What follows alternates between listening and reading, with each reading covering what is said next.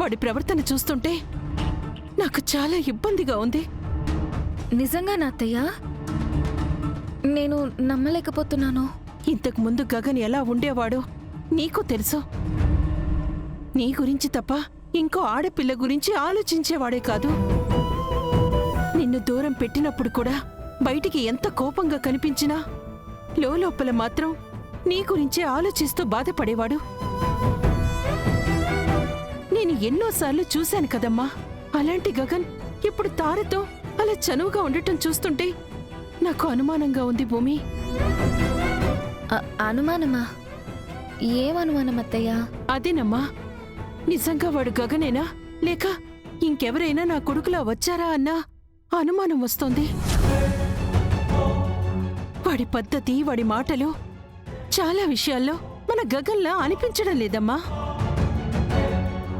ముఖ్యంగా మన పూరిని అంతలా బాధ పెట్టిన తారతో వాడు అంత దగ్గరగా మాట్లాడడం నేను తట్టుకోలేకపోతున్నాను. ఈ ఆకాష్కి ఎన్నిసార్లు చెప్పినా మారట్లేదు. అత్తయ్య, మీరలాంటి ఆలోచనలు అసలు పెట్టుకోకండి. నిజంగానే తను మన గగన్ బావే.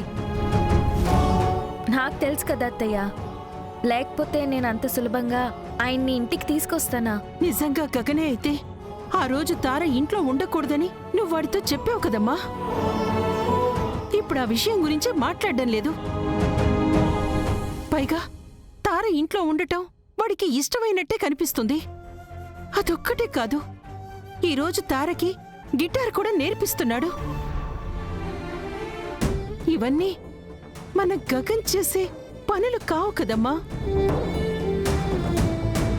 చెప్పమ్మా భూమి, ఇప్పుడు నేను వాణ్ణి మన గగన్ అనుకోవాలా కాదనుకోవాలా? పైగా అందరూ వాడు గగన్ కాదని అనుకుంటున్నారు కదమ్మా. అయ్యో అత్తయ్య, అలాంటిదేం లేదు. బావంటే పడని వాళ్ళు నోటికొచ్చినట్టు మాట్లాడతారు. మనం అవన్నీ పట్టించుకోకూడదు.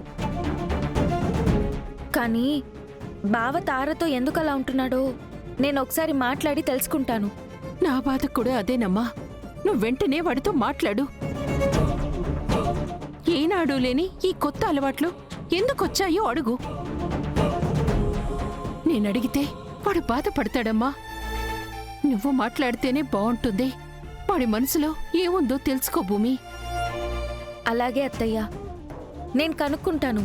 మీరు కంగారు పడకండి. ఏం కాదత్తయ్య, బావా ఖచ్చితంగా మన గగన్ బావే. సరేనమ్మా.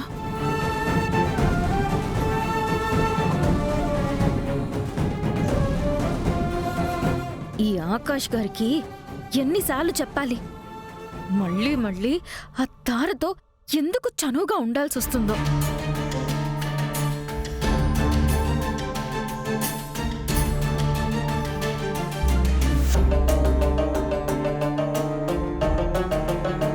మీరు కాల్ చేస్తున్న వ్యక్తి వేరే కాల్లో మాట్లాడుతున్నారు. బిజీనా? మీరు వేచి ఉండండి.